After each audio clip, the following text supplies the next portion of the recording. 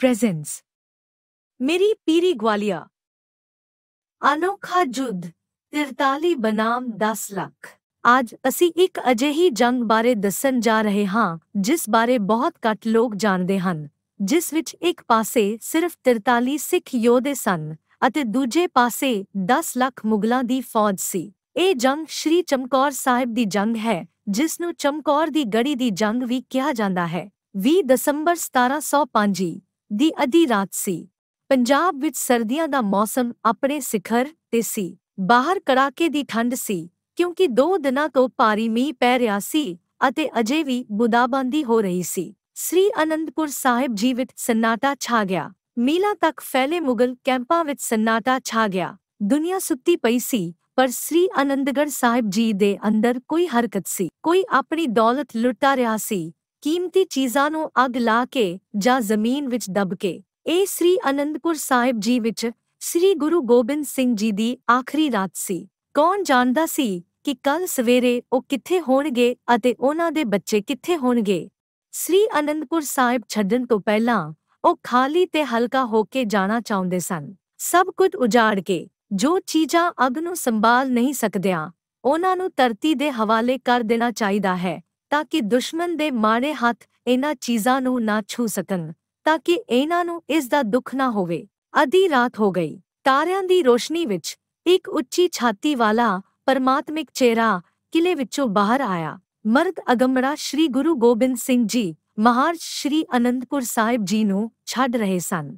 ਸਾਹਮਣੇ 2 ਯੋਧੇ ਸਨ। ਸੱਜੇ ਪਾਸੇ ਮੋਹਕਮ ਸਿੰਘ ਅਤੇ ਸਾਹਿਬ ਸਿੰਘ, ਗੁਰੂ ਸਾਹਿਬ ਜੀ ਦੇ 2 ਵੱਡੇ ਸਾਹਿਬਜ਼ਾਦੇ, ਸਾਹਿਬਜ਼ਾਦਾ ਅਜੀਤ ਸਿੰਘ ਜੀ ਅਤੇ ਸਾਹਿਬਜ਼ਾਦਾ ਜੁਝਾਰ ਸਿੰਘ ਜੀ। ਉਹਨਾਂ ਦੇ ਹੱਥਾਂ ਵਿੱਚ ਕਮਾਨ ਅਤੇ ਤੀਰ ਸਨ। ਉਹਨਾਂ ਦੇ ਪਿੱਛੇ ਭਾਈ ਹਿੰਮਤ ਸਿੰਘ ਜੀ ਮੋਢਿਆਂ ਤੇ ਸਿੱਕੇ, ਬਾਰੂਦ ਅਤੇ ਤੋਪਾਂ ਦੇ ਟੁਕੜੇ ਲੈ ਕੇ ਜਾ ਰਹੇ ਸਨ।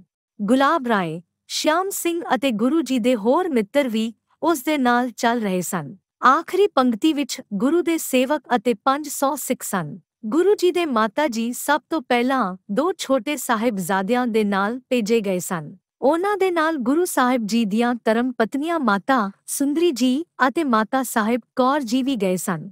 ਇਹ ਲੋਕ ਸ੍ਰੀ ਅਨੰਦਪੁਰ ਸਾਹਿਬ ਜੀ ਤੋਂ ਕਿੱਥੇ ਜਾ ਰਹੇ ਸਨ, ਸ਼ਾਇਦ ਕਿਸੇ ਨੂੰ ਵੀ ਇਸ ਗੱਲ ਦਾ ਪਤਾ ਨਹੀਂ ਸੀ। ਬਸ ਵਾਹਿਗੁਰੂ ਅਕਾਲ ਪੁਰਖ ਦੇ ਭਰੋਸੇ ਨਾਲ ਚਲੇ ਜਾ ਰਹੇ ਸਨ। ਮਾਣ ਦੇ ਬਦਲੇ ਤਾਜ ਅਤੇ ਤਖਤ ਨੂੰ ਠੁਕਰਾਉਣ ਵਾਲੇ ਲੋਕਾਂ ਦਾ ਉਹ ਕਾਫਲਾ ਆਪਣੀ ਮੰਜ਼ਿਲ ਨੂੰ ਲੱਭੇ ਬਿਨਾਂ ਰਵਾਨਾ ਹੋਇਆ।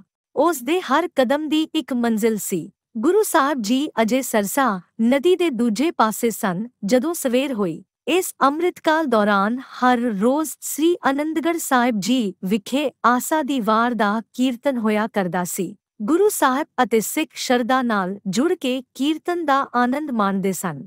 ਇਸ ਸਮੇਂ ਪ੍ਰਭੂ ਦਾ ਸਿਮਰਨ ਕਰਨ ਦੀ ਆਦਤ ਕਾਰਨ ਚੇਲੇ ਕੁਝ ਗੁਆਚਿਆ ਹੋਇਆ ਮਹਿਸੂਸ ਕਰ ਰਹੇ ਸਨ। ਕੁਝ ਗਜ਼ ਦੂਰ ਬੈਠੀਆਂ ਦੁਸ਼ਮਣ ਫੌਜਾਂ ਤੋਂ ਬਚ ਕੇ ਚੁੱਪਚਾਪ ਅੱਗੇ ਵਧ ਰਹੇ ਸਨ। ਕੀਰਤਨ ਕਰਨਾ ਦੁਸ਼ਮਣ ਨੂੰ ਸੱਦਾ ਦੇਣਾ ਅਤੇ ਮੁਸੀਬਤ ਨੂੰ ਸੱਦਾ ਦੇਣਾ ਸੀ। ਦੁਸ਼ਮਣ ਦੇ ਹਮਲੇ ਦੀ ਚਿੰਤਾ ਕੀਤੇ ਬਿਨਾਂ ਗੁਰੂ ਸਾਹਿਬ ਜੀ ਨੇ ਹੁਕਮ ਦਿੱਤਾ ਕਿ ਆਸਾ ਦੀ ਵਾਰ ਦਾ ਕੀਰਤਨ ਕੀਤਾ ਜਾਵੇਗਾ। ਹੱਥਾਂ ਵਿੱਚ ਜਾਨਾਂ ਲੈ ਕੇ ਘੁੰਮ ਰਹੇ ਅਜੀਬ ਲੋਕਾਂ ਦਾ ਉਹ ਸਮੂਹ ਸਰਸਾ ਨਦੀ ਦੇ ਕੰਢੇ ਸ਼ਰਧਾ ਵਿੱਚ ਡੁੱਬ ਗਿਆ। ਗੋਲੀਆਂ ਦੀ ਵਰਖਾ ਦੀ ਛਾਂ ਹੇਠ ਕੀਤਾ ਗਿਆ ਇਹ ਕੀਰਤਨ ਸ਼੍ਰੀ ਗੁਰੂ ਗੋਬਿੰਦ ਸਿੰਘ ਜੀ ਦੀ ਪੌਂਤਿਕ ਫਰਜ਼ਾਂ ਤੇ ਅਧਿਆਤਮਿਕ ਝੁਕਾਅ ਅਤੇ ਕਦਰਾਂ ਕੀਮਤਾਂ ਦੀ ਪ੍ਰਭਾਵਸ਼ੀਲਤਾ ਦੀ ਸੱਚੀ ਅਤੇ ਉੱਚੀ ਮਿਸਾਲ ਪੇਸ਼ ਕਰਦਾ ਹੈ। ਜਿਨ੍ਹਾਂ ਨੇ ਗੁਰੂ ਸਾਹਿਬ ਜੀ ਨੂੰ ਗਊ ਤੇ ਕੁਰਾਨ ਸ਼ਰੀਫ ਤੇ ਸ੍ਰੀ ਅਨੰਦਪੁਰ ਸਾਹਿਬ ਜੀ ਨੂੰ ਸਹੀ ਸਲਾਮਤ ਛੱਡਣ ਦੀ ਸਹੁੰ ਚੁਕਾਈ ਸੀ, ਉਹਨਾਂ ਨੂੰ ਜਦੋਂ ਪਤਾ ਲੱਗਾ ਕਿ ਸ੍ਰੀ ਗੁਰੂ ਗੋਬਿੰਦ ਸਿੰਘ ਜੀ ਆਪਣੇ ਪਰਿਵਾਰ ਸਮੇਤ ਸਰਸਾ ਨਦੀ ਦੇ ਕੰਢੇ ਪਹੁੰਚ ਗਏ ਹਨ, ਤਾਂ ਉਹਨਾਂ ਨੇ ਆਪਣੇ ਸਾਰੇ ਵਾਅਦੇ ਤੋੜ ਦਿੱਤੇ। ਪਹਿਲਾ, ਸ਼੍ਰੀ ਅਨੰਦਪੁਰ ਸ਼ਹਿਰ ਤੇ ਹਮਲਾ ਕਰਕੇ ਇਸ ਨੂੰ ਬੁਰੀ ਤਰ੍ਹਾਂ ਲੁੱਟਿਆ ਅਤੇ ਦੂਜਾ, ਸਿੱਖਾਂ ਦੇ ਮਗਰ ਫੌਜ ਭੇਜੀ। ਸਰਸਾ ਨਦੀ ਪਾਰ ਕਰਦੇ ਸਮੇਂ ਕਈ ਝੜਪਾਂ ਹੋਈਆਂ, ਜਿਸ ਵਿੱਚ ਕਈ ਸਿੱਖ ਮਾਰੇ ਗਏ। ਕਈ ਤਿਲਕ ਕੇ ਨਦੀ ਵਿੱਚ ਜਾ ਡਿੱਗੇ। 500 ਵਿੱਚੋਂ ਕੇਵਲ 40 ਸਿੱਖ ਬਚੇ ਸਨ, ਜੋ ਗੁਰੂ ਸਾਹਿਬ ਦੇ ਨਾਲ ਰੋਪੜ ਨੇੜੇ ਚਮਕੌਰ ਦੇ ਕਿਲੇ ਵਿੱਚ ਪਹੁੰਚ ਗਏ ਸਨ। 2 ਵੱਡੇ ਸਾਹਿਬਜ਼ਾਦੇ ਵੀ ਉੱਥੇ ਸਨ। ਮਾਤਾ ਗੁਜਰੀ ਜੀ ਦੇ ਨਾਲ ਗੁਰੂ ਸਾਹਿਬ ਜੀ ਦੇ 2 ਛੋਟੇ ਸਾਹਿਬਜ਼ਾਦੇ ਗੁਰੂ ਸਾਹਿਬ ਤੋਂ ਵਿਛੜ ਗਏ। ਮਾਤਾ ਸੁੰਦਰੀ ਅਤੇ ਮਾਤਾ ਸਾਹਿਬ ਕੌਰ ਭਾਈ ਮਨੀ ਸਿੰਘ ਜੀ ਦੇ ਨਾਲ ਦਿੱਲੀ ਵੱਲ ਚੱਲ ਪਏ। ਗੁਰੂ ਸਾਹਿਬ ਜੀ ਨੇ ਆਪਣੀ ਮਾਤਾ ਅਤੇ 2 ਛੋਟੇ ਪੁੱਤਰਾਂ ਨੂੰ ਇੱਕ ਸਿੱਖ ਦੇ ਹਵਾਲੇ ਕਰਨ ਦਾ ਹੁਕਮ ਦਿੱਤਾ। ਜੇਕਰ ਕਿਸੇ ਕਾਰਨ ਉਹ ਵੱਖ ਹੋ ਜਾਂਦੇ ਹਨ ਤਾਂ ਉਹਨਾਂ ਨੂੰ ਦਿੱਲੀ ਲਿਜਾਇਆ ਜਾਵੇ। ਉਲਝਣ ਵਿੱਚ ਜਦੋਂ ਉਹ ਅਸਲ ਵਿੱਚ ਗੁਰੂ ਜੀ ਤੋਂ ਵਿਛੜ ਗਏ ਤਾਂ ਸਿੱਖ ਨੇ ਉਹਨਾਂ ਨੂੰ ਆਪਣੇ ਨੇੜਲੇ ਪਿੰਡ ਵਿੱਚ ਰੱਖਣ ਦਾ ਫੈਸਲਾ ਕੀਤਾ ਅਤੇ ਸੋਚਿਆ ਕਿ ਜਦੋਂ ਕੁਝ ਸ਼ਾਂਤੀ ਹੋ ਗਈ ਤਾਂ ਉਹਨਾਂ ਨੂੰ ਦਿੱਲੀ ਭੇਜ ਦਿੱਤਾ ਜਾਵੇਗਾ। ਸਰਸਾ ਨਦੀ ਕੀਰਤਪੁਰ ਤੋਂ ਲਗਭਗ 4 ਕੋਸ ਦੀ ਦੂਰੀ ਤੇ ਹੈ। ਜਦੋਂ ਸਿੱਖਾਂ ਦਾ ਕਾਫਲਾ ਇਸ ਬਰਸਾਤੀ ਨਦੀ ਦੇ ਕੰਢੇ ਪਹੁੰਚਿਆ ਤਾਂ ਇਸ ਵਿੱਚ ਭਾਰੀ ਹੜ੍ਹ ਆ ਗਿਆ ਸੀ ਅਤੇ ਪਾਣੀ ਪੂਰੇ ਜ਼ੋਰਾਂ ਤੇ ਸੀ। ਇਸ ਸਮੇਂ ਸਿੱਖ ਬਹੁਤ ਮੁਸ਼ਕਲ ਵਿੱਚ ਸਨ। ਦੁਸ਼ਮਣ ਦਾ ਟੋਲਾ ਉਹਨਾਂ ਦੇ ਪਿੱਛੇ ਹਮਲਾ ਕਰ ਰਿਹਾ ਸੀ ਅਤੇ ਸਾਹਮਣੇ ਸਰਸਾ ਨਦੀ ਗੂੰਜ ਰਹੀ ਸੀ। ਤੁਰੰਤ ਫੈਸਲਾ ਲੈਣਾ ਪਿਆ। ਇਸ ਲਈ ਸ਼੍ਰੀ ਗੁਰੂ ਗੋਬਿੰਦ ਸਿੰਘ ਜੀ ਨੇ ਕਿਹਾ ਕਿ ਕੁਝ ਸਿਪਾਹੀਆਂ ਨੂੰ ਇੱਥੇ ਦੁਸ਼ਮਣ ਨੂੰ ਯੁੱਧ ਵਿੱਚ ਸ਼ਾਮਲ ਕਰਨਾ ਚਾਹੀਦਾ ਹੈ ਅਤੇ ਜੋ ਸਰਸਾ ਪਾਰ ਕਰਨ ਦੀ ਸਮਰੱਥਾ ਰੱਖਦੇ ਹਨ ਉਹਨਾਂ ਨੂੰ ਆਪਣੇ ਘੋੜੇ ਸਰਸਾ ਦੇ ਵਹਾਅ ਨਾਲ ਪਾਰ ਕਰਨ ਦੀ ਕੋਸ਼ਿਸ਼ ਕਰਨੀ ਚਾਹੀਦੀ ਹੈ। ਅਜਿਹਾ ਹੀ ਕੀਤਾ ਗਿਆ। ਭਾਈ ਉਦੈ ਸਿੰਘ ਅਤੇ ਜੀਵਨ ਸਿੰਘ ਆਪੋ ਆਪਣੇ ਜਥੇ ਲੈ ਕੇ ਦੁਸ਼ਮਣ ਨਾਲ ਟਕਰਾ ਗਏ। ਇਸ ਦੌਰਾਨ ਗੁਰੂਦੇਵ ਜੀ ਸਰਸਾ ਨਦੀ ਨੂੰ ਪਾਰ ਕਰਨ ਵਿੱਚ ਸਫਲ ਹੋ ਗਏ, ਪਰ ਸਰਸਾ ਨਦੀ ਪਾਰ ਕਰਦੇ ਸਮੇਂ ਸੈਂਕੜੇ ਸਿੰਘ ਸ਼ਹੀਦ ਹੋ ਗਏ ਕਿਉਂਕਿ ਪਾਣੀ ਦੀ ਰਫ਼ਤਾਰ ਬਹੁਤ ਤੇਜ਼ ਸੀ। ਕਈ ਮੀਲ ਦੂਰ ਪਾਣੀ ਦੇ ਵਹਾਅ ਨਾਲ ਵਹਿ ਗਏ। ਸਰਦੀਆਂ ਦੀ ਬਾਰਿਸ਼, ਨਦੀ ਦਾ ਠੰਡਾ ਪਾਣੀ, ਇਹਨਾਂ ਚੀਜ਼ਾਂ ਨੇ ਗੁਰੂਦੇਵ ਜੀ ਦੇ ਸੈਨਿਕਾਂ ਦੇ ਸਰੀਰਾਂ ਨੂੰ ਸੁੰਨ ਕਰ ਦਿੱਤਾ। ਇਸ ਕਾਰਨ ਦੁਸ਼ਮਣ ਫੌਜ ਨੇ ਸਰਸਾ ਨਦੀ ਨੂੰ ਪਾਰ ਕਰਨ ਦੀ ਹਿੰਮਤ ਨਹੀਂ ਕੀਤੀ। ਸਰਸਾ ਨਦੀ ਪਾਰ ਕਰਨ ਤੋਂ ਬਾਅਦ 40 ਸਿੱਖਾਂ, 2 ਵੱਡੇ ਸਾਹਿਬਜ਼ਾਦੇ ਅਜੀਤ ਸਿੰਘ ਅਤੇ ਜੁਝਾਰ ਸਿੰਘ ਤੋਂ ਇਲਾਵਾ ਗੁਰੂਦੇਵ ਜੀ ਨੇ ਆਪ ਕੁੱਲ 43 ਵਿਅਕਤੀਆਂ ਦੀ ਗਿਣਤੀ ਕੀਤੀ। ਇਸ ਨਦੀ ਦੇ ਕਿਨਾਰੇ ਭਾਈ ਉਦੈ ਸਿੰਘ ਮੁਗਲਾਂ ਦੇ ਕਈ ਹਮਲਿਆਂ ਨੂੰ ਨਾਕਾਮ ਕਰਦਾ ਰਿਹਾ ਅਤੇ ਜਦੋਂ ਤੱਕ ਉਹਨਾਂ ਕੋਲ ਇੱਕ ਵੀ ਜਿੰਦਾ ਸਿਪਾਹੀ ਸੀ ਉਹ ਬਹਾਦਰੀ ਨਾਲ ਲੜਦਾ ਰਿਹਾ ਅਤੇ ਅੰਤ ਵਿੱਚ ਉਸਨੇ ਗੁਰੂ ਦੇ ਹੁਕਮਾਂ ਦੀ ਪਾਲਣਾ ਕਰਦਿਆਂ ਅਤੇ ਆਪਣਾ ਫਰਜ਼ ਨਿਭਾਉਂਦੇ ਹੋਏ ਯੁੱਧ ਦੇ ਮੈਦਾਨ ਵਿੱਚ ਸ਼ਹੀਦੀ ਪ੍ਰਾਪਤ ਕੀਤੀ। ਇਸ ਭਿਆਨਕ ਉਥਲ-ਪੁਥਲ ਵਿੱਚ ਗੁਰੂਦੇਵ ਜੀ ਦਾ ਪਰਿਵਾਰ ਆਪ ਤੋਂ ਵਿਛੜ ਗਿਆ। ਭਾਈ ਮਨੀ ਸਿੰਘ ਜੀ ਦੇ ਜਥੇ ਵਿੱਚ ਮਾਤਾ ਸਾਹਿਬ ਕੌਰ ਜੀ, ਮਾਤਾ ਸੁੰਦਰੀ ਕੌਰ ਜੀ ਅਤੇ 2 ਸੇਵਾਦਾਰ ਸਨ। 2 ਸਿੱਖ ਭਰਾ ਜਵਾਹਰ ਸਿੰਘ ਅਤੇ ਤੰਨਾ ਸਿੰਘ ਜੋ ਦਿੱਲੀ ਦੇ ਵਸਨੀਕ ਸਨ, ਸਰਸਾ ਨਦੀ ਪਾਰ ਕਰਕੇ ਹਰਿਦੁਆਰ ਰਾਹੀਂ ਦਿੱਲੀ ਪਹੁੰਚ ਗਏ, ਜਿੱਥੇ ਭਾਈ ਜਵਾਹਰ ਸਿੰਘ ਉਹਨਾਂ ਨੂੰ ਆਪਣੇ ਘਰ ਲੈ ਗਏ। ਦੂਜੇ ਜਥੇ ਵਿੱਚ ਮਾਤਾ ਗੁਜਰੀ ਜੀ, ਛੋਟੇ ਸਾਹਿਬਜ਼ਾਦੇ ਜ਼ੋਰਾਵਰ ਸਿੰਘ ਅਤੇ ਫਤਿਹ ਸਿੰਘ ਅਤੇ ਗੰਗਾ ਰਾਮ ਬ੍ਰਾਹਮਣ ਸਨ, ਜੋ ਗੁਰੂ ਘਰ ਦੇ ਰਸੋਈਏ ਸਨ। ਉਹਨਾਂ ਦਾ ਪਿੰਡ ਖੇੜੀ ਇੱਥੋਂ ਕਰੀਬ 15 ਕੋ ਦੂਰ ਮੋਰਿੰਡਾ ਸ਼ਹਿਰ ਦੇ ਨੇੜੇ ਸੀ। ਗੰਗਾ ਰਾਮ ਮਾਤਾ ਗੁਜਰੀ ਜੀ ਅਤੇ ਸਾਹਿਬਜ਼ਾਦਿਆਂ ਨੂੰ ਆਪਣੇ ਪਿੰਡ ਲੈ ਗਏ। ਗੁਰੂਦੇਵ ਜੀ ਆਪਣੇ 40 ਸਿੱਖਾਂ ਨਾਲ ਅੱਗੇ ਵਧੇ ਅਤੇ ਦੁਪਹਿਰ ਤੱਕ ਉਹ ਚਮਕੌਰ ਨਾਮਕ ਖੇਤਰ ਦੇ ਬਾਹਰ ਇੱਕ ਬਾਗ ਵਿੱਚ ਪਹੁੰਚ ਗਏ। ਇੱਥੋਂ ਦੇ ਸਥਾਨਕ ਲੋਕਾਂ ਨੇ ਗੁਰੂਦੇਵ ਜੀ ਦਾ ਸਵਾਗਤ ਕੀਤਾ ਅਤੇ ਹਰ ਤਰ੍ਹਾਂ ਦੀ ਮਦਦ ਕੀਤੀ। ਇੱਥੇ ਇੱਕ ਕਿਲੇ ਵਰਗੀ ਕੱਚੀ ਮਹਿਲ ਸੀ ਜੋ ਰਣਨੀਤਕ ਦ੍ਰਿਸ਼ਟੀਕੋਣ ਤੋਂ ਬਹੁਤ ਚੰਗੀ ਸੀ ਕਿਉਂਕਿ ਇਹ ਇੱਕ ਉੱਚੇ ਟਿੱਲੇ ਉੱਤੇ ਬਣੀ ਹੋਈ ਸੀ ਜਿਸ ਦੇ ਆਲੇ-ਦੁਆਲੇ ਖੁੱਲ੍ਹਾ ਸਮਤਲ ਮੈਦਾਨ ਸੀ। ਹਵੇਲੀ ਦੇ ਮਾਲਕ ਬੁੱਧੀਚੰਦ ਨੇ ਗੁਰੂਦੇਵ ਜੀ ਨੂੰ ਇਸ ਮਹਿਲ ਵਿੱਚ ਆਰਾਮ ਕਰਨ ਦੀ ਬੇਨਤੀ ਕੀਤੀ। ਗੁਰੂਦੇਵ ਜੀ ਨੇ ਅੱਗੇ ਵਧਣਾ ਉਚਿਤ ਨਹੀਂ ਸਮਝਿਆ, ਇਸ ਲਈ 40 ਸਿੱਖਾਂ ਨੂੰ ਛੋਟੇ-ਛੋਟੇ ਸਮੂਹਾਂ ਵਿੱਚ ਵੰਡ ਕੇ ਬਾਕੀ ਹਥਿਆਰਾਂ ਨੂੰ ਆਪਸ ਵਿੱਚ ਵੰਡ ਦਿੱਤਾ ਗਿਆ ਅਤੇ ਸਾਰੇ ਸਿੱਖਾਂ ਨੂੰ ਲੜਾਈ ਲਈ ਮੋਰਚੇ ਤੇ ਤਾਇਨਾਤ ਕਰ ਦਿੱਤਾ ਗਿਆ। ਹੁਣ ਸਭ ਨੂੰ ਪਤਾ ਸੀ ਕਿ ਮੌਤ ਨਿਸ਼ਚਿਤ ਹੈ, ਪਰ ਖਾਲਸਾ ਫੌਜ ਦਾ ਸਿਧਾਂਤ ਸੀ ਕਿ ਸ਼ਹਾਦਤ ਪ੍ਰਾਪਤ ਕਰਨ ਦਾ ਇੱਕੋ ਇੱਕ ਰਸਤਾ ਹੈ ਅਤੇ ਦੁਸ਼ਮਣ ਅੱਗੇ ਹਥਿਆਰ ਸੁੱਟਣਾ ਨਹੀਂ ਸੀ। ਇਸ ਲਈ ਸਾਰੇ ਸਿੱਖ ਆਪਣੀ ਜਾਨ ਕੁਰਬਾਨ ਕਰਨ ਲਈ ਤਿਆਰ ਹੋ ਗਏ। ਗੁਰੂਦੇਵ ਨੇ ਆਪਣੇ 40 ਚੇਲਿਆਂ ਦੀ ਤਾਕਤ ਨਾਲ ਅਣਗਿਣਤ ਮੁਗਲ ਫੌਜ ਨਾਲ ਲੜਨ ਦਾ ਪ੍ਰਣ ਕੀਤਾ। ਗੁਰੂਦੇਵ ਜੀ ਨੇ ਆਪ ਕੱਚੀ ਗੜੀ ਮਹਿਲ ਦੇ ਉੱਪਰ ਚੁਬਾਰੇ ਵਿੱਚ ਕਾਰਜਭਾਰ ਸੰਭਾਲਿਆ। ਹੋਰ ਸਿੱਖਾਂ ਨੇ ਵੀ ਆਪਣੇ ਮੋਰਚੇ ਬਣਾ ਲਏ ਅਤੇ ਮੁਗਲ ਫੌਜ ਦੀ ਉਡੀਕ ਕਰਨੀ ਸ਼ੁਰੂ ਕਰ ਦਿੱਤੀ। ਦੂਜੇ ਪਾਸੇ ਜਿਵੇਂ ਹੀ ਬਰਸਾਤੀ ਨਾਲੇ ਸਰਸਾ ਤੋਂ ਪਾਣੀ ਦਾ ਵਹਾਅ ਘਟ ਗਿਆ, ਮੁਗਲ ਫੌਜ ਟਿੱਡੀਆਂ ਦੇ ਝੁੰਡ ਵਾਂਗ ਇਸ ਨੂੰ ਪਾਰ ਕਰਦੀ ਹੋਈ ਗੁਰੂਦੇਵ ਜੀ ਦਾ ਪਿੱਛਾ ਕਰਦੀ ਹੋਈ ਚਮਕੌਰ ਦੇ ਮੈਦਾਨ ਵਿੱਚ ਪਹੁੰਚ ਗਈ। ਕੁਝ ਦੇਰ ਦੇ ਅੰਦਰ ਹੀ ਉਹਨਾਂ ਨੇ ਗੁਰੂਦੇਵ ਜੀ ਦੀ ਕੱਚੀ ਗੜੀ ਨੂੰ ਘੇਰ ਲਿਆ। ਉਹਨਾਂ ਨੂੰ ਪਿੰਡ ਵਾਸੀਆਂ ਤੋਂ ਪਤਾ ਲੱਗਾ ਸੀ ਕਿ ਗੁਰੂਦੇਵ ਜੀ ਕੋਲ ਸਿਰਫ 40 ਸਿਪਾਹੀ ਹਨ, ਇਸ ਲਈ ਉਹ ਗੁਰੂਦੇਵ ਜੀ ਨੂੰ ਇੱਥੇ ਕੈਦ ਕਰਨ ਦੇ ਸੁਪਨੇ ਵੇਖਣ ਲੱਗ ਪਏ। ਸਰਹੰਦ ਦੇ ਨਵਾਬ ਵਜ਼ੀਰ ਖਾਨ ਨੇ ਤੜਕੇ ਹੀ ਐਲਾਨ ਕੀਤਾ ਕਿ ਜੇਕਰ ਗੁਰੂਦੇਵ ਜੀ ਆਪਣੇ ਸਾਥੀਆਂ ਸਮੇਤ ਆਪਣੇ ਆਪ ਨੂੰ ਮੁਗਲ ਪ੍ਰਸ਼ਾਸਨ ਦੇ ਹਵਾਲੇ ਕਰ ਦੇਣ ਤਾਂ ਉਹਨਾਂ ਦੀ ਜਾਨ ਬਚ ਸਕਦੀ ਹੈ। ਇਸ ਘੋਸ਼ਣਾ ਦੇ ਜਵਾਬ ਵਿੱਚ ਗੁਰੂਦੇਵ ਜੀ ਨੇ ਮੁਗਲ ਫੌਜਾਂ ਉੱਤੇ ਤੀਰਾਂ ਦੀ ਵਰਖਾ ਕੀਤੀ। ਇਸ ਸਮੇਂ ਅਣਗਿਣਤ ਹਜ਼ਾਰਾਂ, ਲਗਭਗ 10 ਲੱਖ ਦੀ ਗਿਣਤੀ ਵਿੱਚ 40 ਸਿੱਖ ਮੁਗਲ ਫੌਜ ਨਾਲ ਲੜ ਰਹੇ ਸਨ। ਗੁਰੂਦੇਵ ਜੀ ਨੇ ਹਰ ਸਿੱਖ ਨੂੰ 1.25 ਲੱਖ ਨਾਲ ਲੜਨ ਦੀ ਸਹੁੰ ਚੁੱਕੀ ਸੀ। ਹੁਣ ਇਸ ਸਹੁੰ ਨੂੰ ਅਮਲੀ ਜਾਮਾ ਪਹਿਨਾਉਣ ਅਤੇ ਦੁਨੀਆ ਦੇ ਸਾਹਮਣੇ ਇਸ ਦਾ ਪ੍ਰਦਰਸ਼ਨ ਕਰਨ ਦਾ ਸ਼ੁਭ ਮੌਕਾ ਆ ਗਿਆ ਸੀ। 22 ਦਸੰਬਰ 1705 ਨੂੰ ਦੁਨੀਆ ਵਿੱਚ ਇੱਕ ਅਨੋਖੀ ਜੰਗ ਸ਼ੁਰੂ ਹੋਈ। ਅਸਮਾਨ ਵਿੱਚ ਸੰਘਣੇ ਬੱਦਲ ਸਨ ਅਤੇ ਹੌਲੀ-ਹੌਲੀ ਬੂੰਦਾਬਾਂਦੀ ਹੋ ਰਹੀ ਸੀ। ਸਾਲ ਦਾ ਸਭ ਤੋਂ ਛੋਟਾ ਦਿਨ ਹੋਣ ਕਰਕੇ ਸੂਰਜ ਬਹੁਤ ਦੇਰ ਨਾਲ ਚੜ੍ਹਿਆ ਸੀ। ਕੜਾਕੇ ਦੀ ਠੰਡ ਪੈ ਰਹੀ ਸੀ, ਪਰ ਕੱਚੀ ਹਵੇਲੀ ਵਿੱਚ ਸ਼ਰਨ ਲਈ ਬੈਠੇ ਗੁਰੂਦੇਵ ਜੀ ਦੇ ਯੋਧਿਆਂ ਦੇ ਦਿਲਾਂ ਵਿੱਚ ਅੱਗ ਸੀ। ਕੱਚੀ ਗੜੀ ਤੇ ਹਮਲਾ ਹੋਇਆ। ਅੰਦਰੋਂ ਤੀਰਾਂ ਅਤੇ ਗੋਲੀਆਂ ਦੀ ਵਰਖਾ ਹੋਈ। ਬਹੁਤ ਸਾਰੇ ਮੁਗਲ ਸਿਪਾਹੀਆਂ ਦਾ ਜਾਨੀ ਨੁਕਸਾਨ ਹੋਇਆ। ਮੁਗਲ ਜਰਨੈਲਾਂ ਨੂੰ ਵਿਸ਼ਵਾਸ ਨਹੀਂ ਹੋਇਆ ਕਿ ਕੋਈ 40 ਸਿਪਾਹੀਆਂ ਦੀ ਮਦਦ ਨਾਲ ਇੰਨਾ ਤਕੜਾ ਬਣ ਸਕਦਾ ਹੈ। ਲੱਖਾਂ ਦੀ ਫੌਜ ਨਾਲ ਘਿਰੇ ਸਿੱਖ ਫੌਜੀ ਨਿਡਰਤਾ ਨਾਲ ਲੜਾਈ ਦੀ ਖੇਡ ਰਹੇ ਸਨ।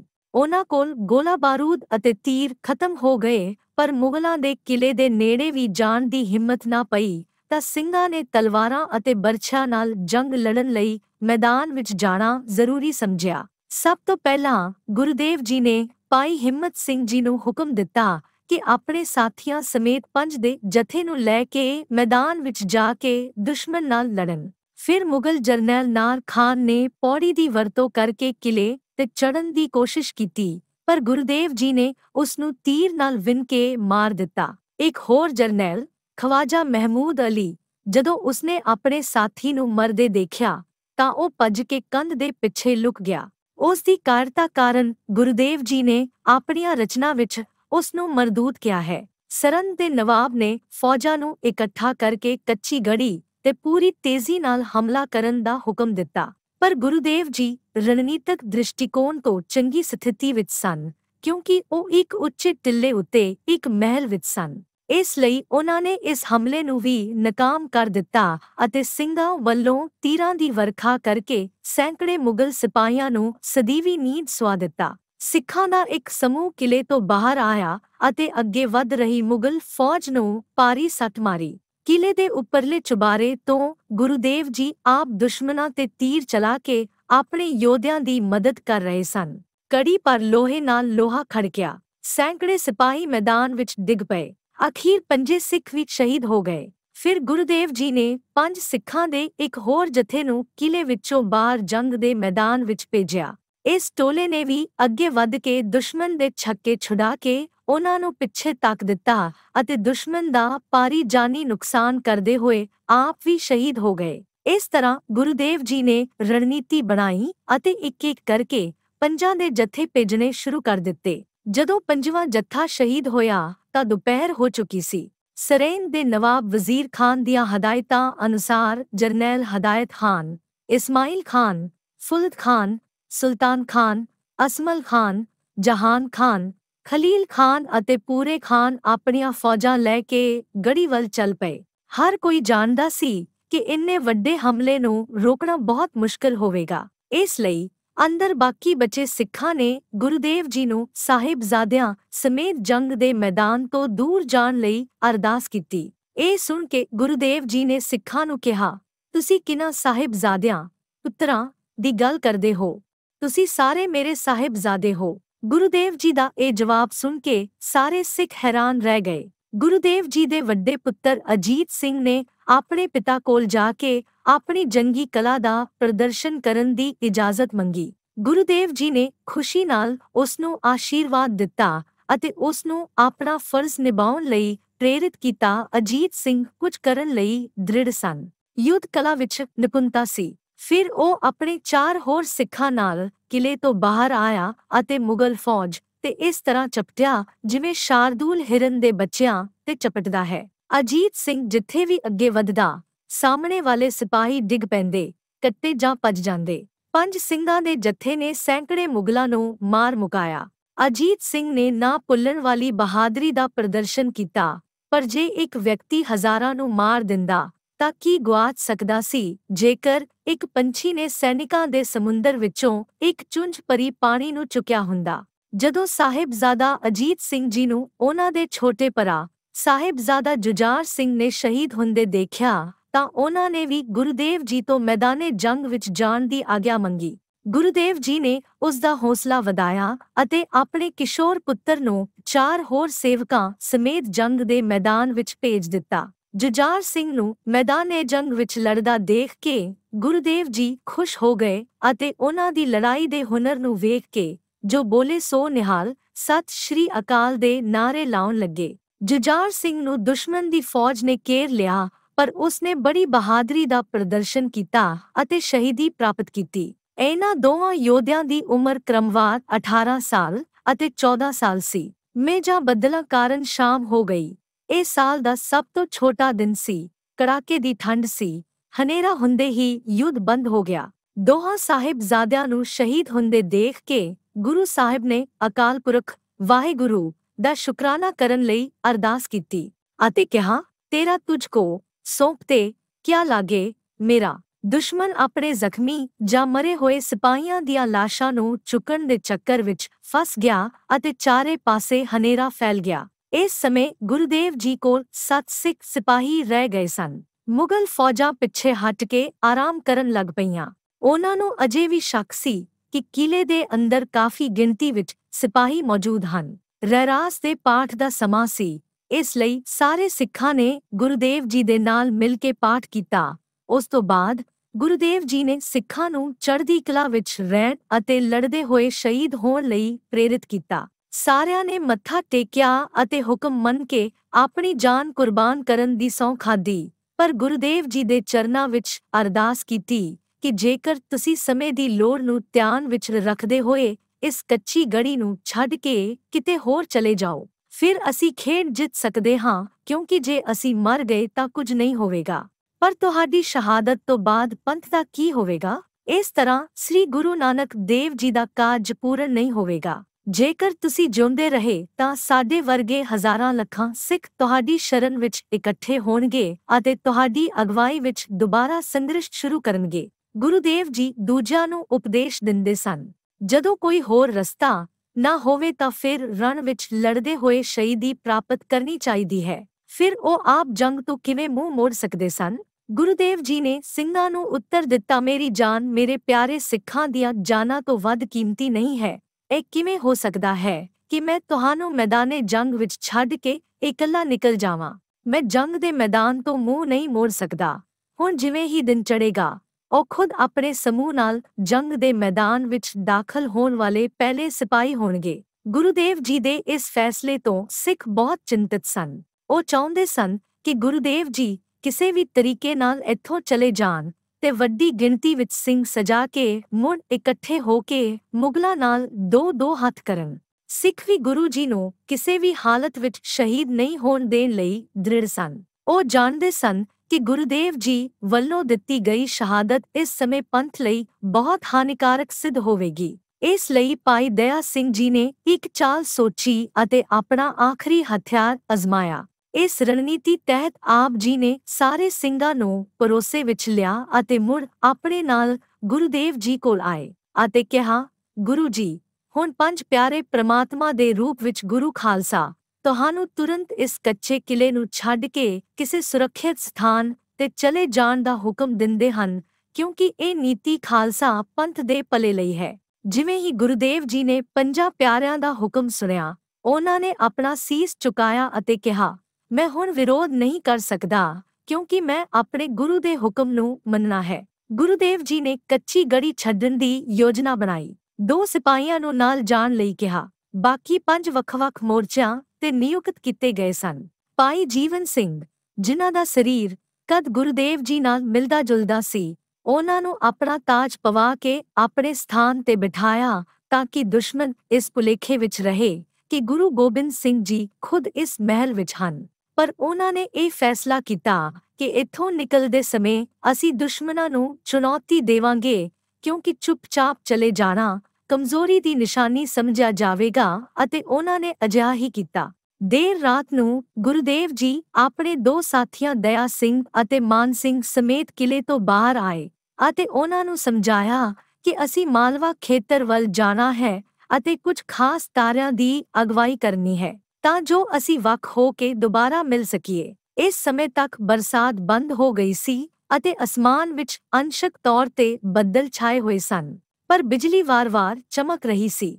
ਅਜੇ ਕੁਝ ਦੂਰ ਹੀ ਪਹੁੰਚੇ ਸੀ ਕਿ ਬਿਜਲੀ ਬਹੁਤ ਤੇਜ਼ ਚਮਕੀ। ਜਦੋਂ ਦਇਆ ਸਿੰਘ ਨੇ ਸੜਕ ਤੇ ਖਿਲਰੀਆਂ ਲਾਸ਼ਾਂ ਵੱਲ ਦੇਖਿਆ ਤਾਂ ਉਸਨੇ ਸਾਹਿਬਜ਼ਾਦਾ ਅਜੀਤ ਸਿੰਘ ਦੀ ਦੇਹ ਨੂੰ ਦੇਖਿਆ ਤਾਂ ਉਸਨੇ ਗੁਰੂਦੇਵ ਜੀ ਨੂੰ ਬੇਨਤੀ ਕੀਤੀ ਕਿ ਜੇਕਰ ਤੁਸੀਂ ਮੈਨੂੰ ਆਗਿਆ ਦਿਓ ਤਾਂ ਮੈਂ ਆਪਣੀ ਚਾਦਰ ਅਜੀਤ ਸਿੰਘ ਦੇ ਸਰੀਰ ਤੇ ਪਾ ਦੇਵਾਂ। ਉਸ ਸਮੇਂ ਗੁਰੂਦੇਵ ਜੀ ਨੇ ਦਇਆ ਸਿੰਘ ਨੂੰ ਪੁੱਛਿਆ ਉਹ ਅਜਿਹਾ ਕਿਉਂ ਕਰਨਾ ਚਾਹੁੰਦਾ ਹੈ। ਦਇਆ ਸਿੰਘ ਨੇ ਉੱਤਰ ਦਿੱਤਾ, ਗੁਰੂਦੇਵ ਪਿਤਾ ਜੀ, ਇਹ ਤੁਹਾਡੇ ਪਿਆਰੇ ਪੁੱਤਰ ਅਜੀਤ ਸਿੰਘ ਦੀ ਮ੍ਰਿਤਕ ਦੇਹ ਹੈ। ਗੁਰੂਦੇਵ ਜੀ ਨੇ ਫਿਰ ਪੁੱਛਿਆ ਕਿ ਉਹ ਮੇਰਾ ਪੁੱਤਰ ਨਹੀਂ ਹੈ ਜਿਸਨੇ ਮੇਰੇ ਇੱਕ ਹੁਕਮ ਉੱਤੇ ਆਪਣਾ ਬਲੀਦਾਨ ਦਿੱਤਾ ਹੈ। ਇਸ ਦਾ ਜਵਾਬ ਦਇਆ ਸਿੰਘ ਨੂੰ ਹਾਂ ਵਿੱਚ ਦੇਣਾ ਪਿਆ। ਇਸ ਤੇ ਗੁਰੂਦੇਵ ਜੀ ਨੇ ਕਿਹਾ, ਜੇਕਰ ਤੁਸੀਂ ਸਾਰੇ ਸ਼ੇਰਾਂ ਦੀਆਂ ਲਾਸ਼ਾਂ ਤੇ ਇੱਕ-ਇੱਕ ਚਾਦਰ ਪਾ ਸਕਦੇ ਹੋ ਤਾਂ ਠੀਕ ਹੈ, ਇਸ ਲਾਸ਼ ਤੇ ਵੀ ਪਾ ਦਿਓ। ਭਾਈ ਦਇਆ ਸਿੰਘ ਜੀ ਨੇ ਗੁਰੂਦੇਵ ਜੀ ਦੀ ਕੁਰਬਾਨੀ ਅਤੇ ਤਿਆਗ ਨੂੰ ਸਮਝ ਲਿਆ ਅਤੇ ਤੁਰੰਤ ਅੱਗੇ ਵਧੇ। ਗੁਰੂਦੇਵ ਜੀ ਅਤੇ ਸਿੱਖ ਵੱਖ-ਵੱਖ ਦਿਸ਼ਾਵਾਂ ਵਿੱਚ ਕੁਝ ਦੂਰੀ ਤੱਕ ਚਲੇ ਗਏ ਅਤੇ ਉੱਥੋਂ ਉੱਚੀ ਆਵਾਜ਼ ਬੁਲੰਦ ਕੀਤੀ, ਪੀਰ, ਇਹ ਹਿੰਦ ਜਾ ਰਿਹਾ ਹੈ।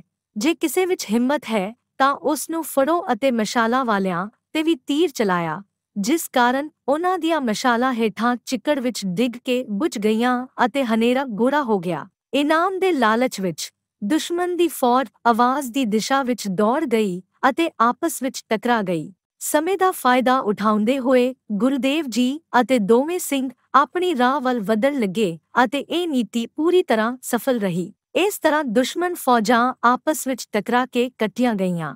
ਜਦੋਂ ਅਗਲੀ ਸਵੇਰ ਹੋਈ ਤਾਂ ਦੁਸ਼ਮਣ ਫੌਜ ਨੂੰ ਬਹੁਤ ਨਿਰਾਸ਼ਾ ਹੋਈ ਕਿਉਂਕਿ ਹਜ਼ਾਰਾਂ ਅਣਗਿਣਤ ਲਾਸ਼ਾਂ ਵਿੱਚੋਂ ਸਿਰਫ 35 ਲਾਸ਼ਾਂ ਸਿੱਖਾਂ ਦੀਆਂ ਸਨ। ਉਸ ਵਿੱਚ ਵੀ ਉਹਨਾਂ ਨੂੰ ਸ਼੍ਰੀ ਗੁਰੂ ਗੋਬਿੰਦ ਸਿੰਘ ਸਾਹਿਬ ਜੀ ਕਿਤੇ ਨਜ਼ਰ ਨਹੀਂ ਆਏ। ਗੁੱਸੇ ਵਿੱਚ ਆ ਕੇ ਦੁਸ਼ਮਣ ਫੌਜ ਨੇ ਕਿਲੇ ਤੇ ਫਿਰ ਹਮਲਾ ਕਰ ਦਿੱਤਾ। ਅੰਦਰਲੇ 5 ਸਿੱਖ ਦੁਸ਼ਮਣ ਦੇ ਅਣਗਿਣਤ ਸੈਨਿਕਾਂ ਨਾਲ ਲੜਦੇ ਹੋਏ ਸ਼ਹੀਦ ਹੋ ਗਏ। ਭਾਈ ਜੀਵਨ ਸਿੰਘ ਜੀ ਵੀ ਸ਼ਹੀਦ ਹੋ ਗਏ ਸਨ, ਜਿਨ੍ਹਾਂ ਨੇ ਦੁਸ਼ਮਣ ਨੂੰ ਧੋਖਾ ਦੇਣ ਲਈ ਗੁਰੂਦੇਵ ਜੀ ਦਾ ਪਹਿਰਾਵਾ ਪਾਇਆ ਸੀ। ਲਾਸ਼ ਦੇਖ ਕੇ ਮੁਗਲ ਜਰਨੈਲ ਬਹੁਤ ਖੁਸ਼ ਹੋਏ ਕਿ ਅੰਤ ਵਿੱਚ ਗੁਰੂ ਜੀ ਸ਼ਹੀਦ ਹੋ ਗਏ, ਪਰ ਜਲਦੀ ਹੀ ਉਹਨਾਂ ਨੂੰ ਪਤਾ ਲੱਗਾ ਕਿ ਇਹ ਦੇਹ ਕਿਸੇ ਹੋਰ ਵਿਅਕਤੀ ਦੀ ਹੈ ਅਤੇ ਗੁਰੂ ਜੀ ਸਹੀ ਸਲਾਮਤ ਚਲੇ ਗਏ ਹਨ। ਮੁਗਲ ਸ਼ਾਸਕਾਂ ਲਈ ਇਹ ਜ਼ਬਰਦਸਤ ਝਟਕਾ ਸੀ ਕਿ ਆਨੰਦਪੁਰ ਨੂੰ 7 ਮਹੀਨੇ ਕਿਰਾਬੰਦੀ ਕਰਨ ਦੇ ਬਾਵਜੂਦ ਕਸ਼ਮੀਰ, ਲਾਹੌਰ, ਦਿੱਲੀ ਅਤੇ ਸਰਹੰਦ ਦੀ ਸਮੁੱਚੀ ਮੁਗਲ ਸ਼ਕਤੀ ਨਾ ਸ਼੍ਰੀ ਗੁਰੂ ਗੋਬਿੰਦ ਸਿੰਘ ਸਾਹਿਬ ਜੀ ਨੂੰ ਫੜ ਸਕੀ ਅਤੇ ਨਾ ਸਿੱਖਾਂ ਨੂੰ ਉਹਨਾਂ ਦੀ ਅਧੀਨਤਾ ਸਵੀਕਾਰ ਕਰਵਾ ਸਕੀ। ਸਰਕਾਰੀ ਖਜ਼ਾਨੇ ਦੇ ਲੱਖਾਂ ਰੁਪਏ ਬਰਬਾਦ ਹੋ ਗਏ। ਹਜ਼ਾਰਾਂ ਦੀ ਗਿਣਤੀ ਵਿੱਚ ਫੌਜੀ ਮਾਰੇ ਗਏ, ਪਰ ਮੁਗਲ ਸਫਲਤਾ ਪ੍ਰਾਪਤ ਨਹੀਂ ਕਰ ਸਕੇ। ਵਾਹਿਗੁਰੂ ਜੀ ਕਾ ਖਾਲਸਾ, ਵਾਹਿਗੁਰੂ ਜੀ ਕੀ ਫਤਿਹ।